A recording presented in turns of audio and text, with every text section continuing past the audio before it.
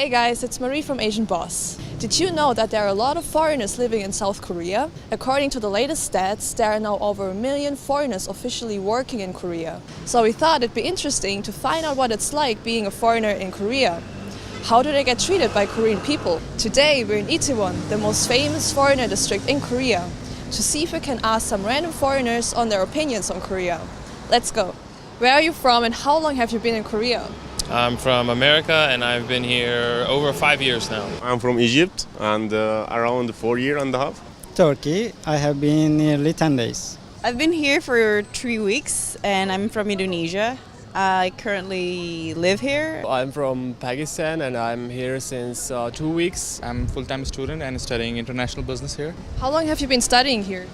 4 years. What made you decide to come to Korea? I wanted to live in another country and there was a lot of these English teaching jobs, which is how I came here at first. I just decided for first time for a trip to Korea, but I find the Korean it's a good place for make business. I've been here just because of exposure and the ranking of the university is just better than the university in my home country. It's a leap of faith because I'm a professional fighter. So I found that Korea has a leading jiu-jitsu and wrestling scene. What was one of your first impressions when you came here to Korea? I mean, they're quite not as tall as I am, right? A little bit smaller, I would say. And the city is really clean. That's also one of the things I really appreciate. What surprised me the most was how late everybody stays out. It's like a non-stop party all night long. I thought that people here were very fashionable, and I just found it to be more modern than I expected.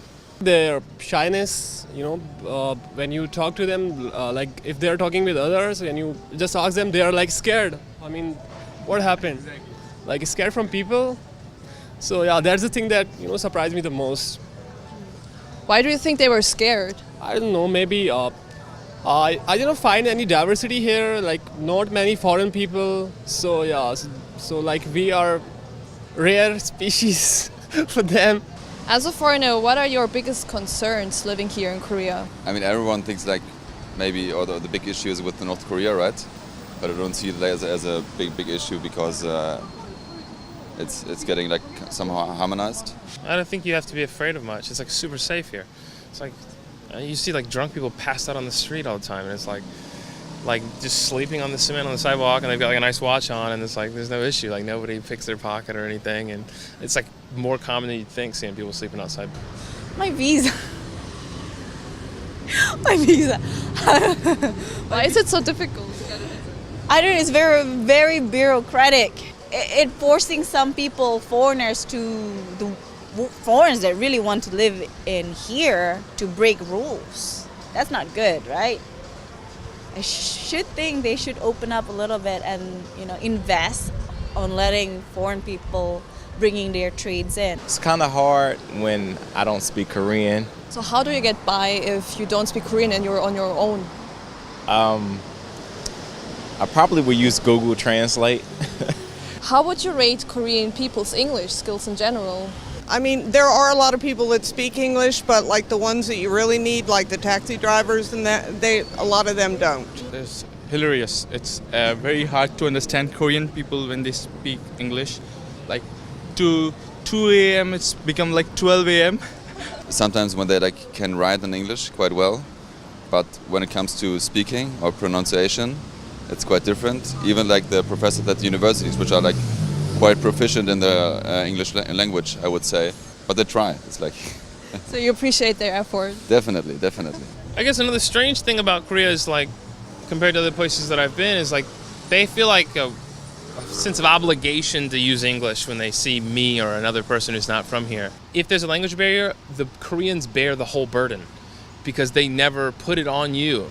They never make you feel uncomfortable for not speaking Korean. They just accept the full burden of the nervousness of this barrier, and so you just skate by speaking English. Do you have any examples or funny instances that you experienced because of language barriers?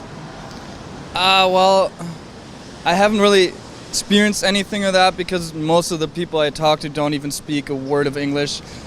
So it's mostly just me doing random hand gestures. I'm a big foodie, so I got hungry really fast. So I keep touching my stomach, and I was gonna say like I'm hungry. Instead of saying pegupa, I say pogoshipo. I was like, I miss you, and I keep saying it to my teammate, which is all of them are like men, and they were like, what? Why is she suddenly saying like I miss you in Korean? So I was like, pogoshipo, pogoshipo. I was like, then I found out that pogoshipo means I miss you, and I should have said pegupa. I'm like, okay. Point taken. Even taxi, when he don't, when he know about you, you don't know Korean language. Even I go from last 2 days, I go from here to Yongsan, and between here to Yongsan just short time, maybe 5 minutes and like this. And I see Yongsan station, and he looking around Yongsan station, and they go again, and the Yongsan station, and they go again, and like that. He take long time. After talking to me, around $15. I say no, man. I every time come here, I pay 6,000 won. It's 6,000 won, and he get angry and like that. I will call police. I say it's okay. We call police. We see. I come from 81. I go to Yongsan. I know everything is. I pay for you your money. I'm not foreigner. I live in Korea 4 years and a half, so I know everything is very well. Have you ever felt discriminated against or uncomfortable in public spaces because you're a foreigner? Yeah, maybe. I've been like turned away from clubs and stuff that don't allow foreign people in there. Why did they turn you down in a club? I think like some of the dance clubs or some of the night clubs, they're like they've probably had, my guess is, and what I've heard is like maybe some people have caused trouble there, like military guys who may look similar to me, white guys have gone in there and gotten in fights, or they've caused disruptions. So I think they just want to avoid that, and they're like, all right, just get him out of here, you know. And I don't think it's because they like have a deep hatred for non-Korean people. I think they're just like, oh, we've let these guys in who look like this before, they've caused trouble, let's just dodge that and not let them in anymore. I've had about 3 or 4 people stare at me for a while, like because I was a foreigner. So How did that make you feel? I just laugh. It doesn't bother me. I've been all around the world, so I'm kind of used to it. I haven't felt any kind of disrespect towards me because I am a foreigner. Everybody kind of treats me the same. I think that a lot of Korean restaurants, places like that, they realize that we're bringing money into the country, and that's important. So they don't want to alienate anyone. After I asked my friends, they told me some of old generation a kind of afraid from foreigners, they told me. I don't know why and how. It's surprised me. Many Koreans ask, do you marry 4 wives? Because I'm Muslim. Oh, do you marry 4 wives? No, man.